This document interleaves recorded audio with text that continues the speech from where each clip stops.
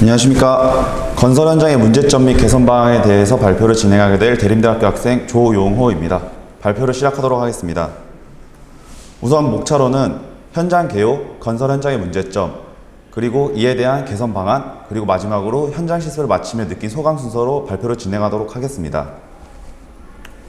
첫 번째로 현장 개요입니다. 제가 실습을 한 현장은 주택 재개발 사업의 현장으로 총 823세대 8개의 동으로 이루어진 아파트 현장이었습니다. 이 현장에서 제가 바라본 문제점들은 크게 세 가지가 있었습니다. 첫 번째, 작업 간의 간섭, 두 번째, 오시공 및 누락된 시공, 세 번째, 작업자의 불편함이 있었습니다. 첫 번째 작업 간의 간섭으로는 가구 작업과 몰딩 작업의 동시 진행으로 인해서 몰딩 작업자들이 가구의 간섭으로 인한 불편함을 겪는 사례가 있었습니다. 이에 대한 많은 회의를 하는 모습을 바라보면서 저는 문제점으로 삼게 되었습니다. 두 번째로 오시공 및 누락된 시공에선 필로티 조적 부분의 조적이 오시공 사례와 먹구멍 및 자재 인양구의 구멍 부위가 누락된 사례가 있었습니다. 이러한 부분들은 초기에 발견되었지만 만약에 늦게 발견되고 마감이 진행되고 발견되었다면 큰 손해와 많은 작업 지연으로 이어질 수 있었다고 생각합니다. 세 번째, 작업자의 불편함으로는 타 공정의 자재로 인해서 작업 환경이 저하되는 부분, 선행 작업의 미흡으로 인한 작업 지연이 있었습니다. 저는 이러한 현장의 문제점을 해결하기 위해서는 서로 간의 의사소통이 필수라고 생각을 했습니다. 그래서 이러한 의사소통을 하기 위한 해결 방안으로 첫 번째, 어플의 활용을 선택했습니다. 그러한 이유는 현장에서는 몇백 명의 작업자들이 있는 것에 비해서 관리자들의 수는 현저히 떨어지기 때문에 어플을 활용한다면 그 많은 사람들의 의견을 좀 더 쉽고 빠르게 취합해서 의사소통을 할 수 있다고 생각합니다. 어플의 활용으로는 자사 건축관리 사이트와 연동을 하여서 만약 현장에서 문제가 발생했을 때 타 현장에서 이 문제를 어떻게 해결을 했는지에 대해서 참고를 할 수 있고, 또한 현장 도면 및 공법에 대해서 현장 어디서든 열람을 할 수 있기 때문에 좋은 시공을 할 수 있을 것 같다고 생각합니다. 그 다음으로는 월별 공정 및 작업사항을 올려놓는 것입니다.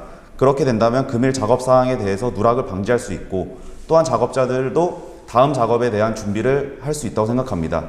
한 가지의 예시로는 호이스트의 양중 시간을 정하는 것입니다. 제가 현장에서 봤을 때 호이스트의 양중으로 인해서 작업자들이 지상층에서 호이스트가 내려오기만을 기다리면서 꽤 오랜 시간을 보내는 것을 봤습니다.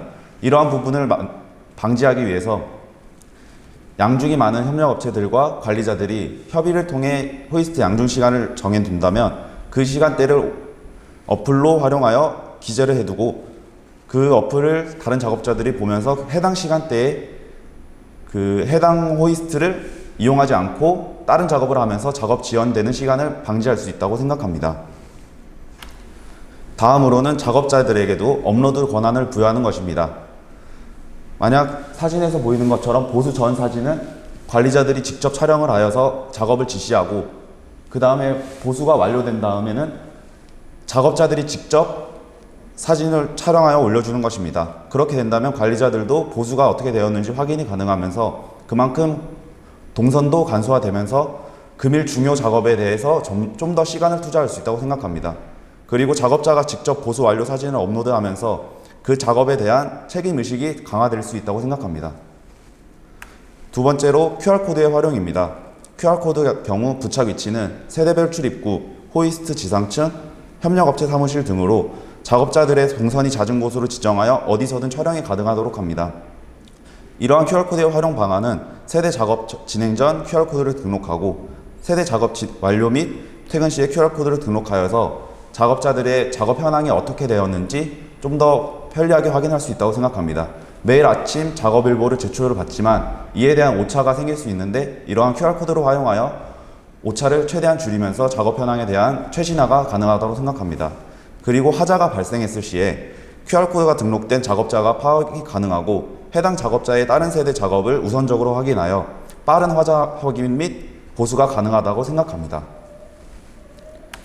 마지막으로 제가 현장 실습을 마치며 느낀 점은 우선 관리자분들과 현장에서 많이 돌아다니게 되었는데 작업 지시를 작업자들에게 똑같이 했을 때 어떠한 작업자는 이해를 하고 어떠한 작업자는 이해를 하지 못하는 경우가 많았습니다. 이 또한 의사소통의 문제로서 작업자들이 자신의 작업에 대해서 이해를 하지 못했을 때 앞서 말한 어플을 활용하여 자신의 작업이 어떻게 이루어져야 되는지에 대해서 좀 더 편리하게 확인하면서 작업을 하면서 좋은 품질의 시공이 가능하다고 생각합니다. 그리고 제가 마지막으로 현장에서 들은 말 중 기억에 남는 말은 어떠한 작업을 하든 일을 하든 이 일을 왜 해야 되는지 알고 하라는 말이 기억에 남습니다.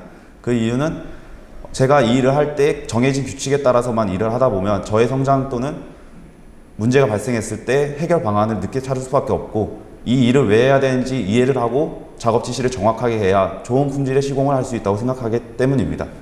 이상으로 발표를 마치겠습니다. 감사합니다.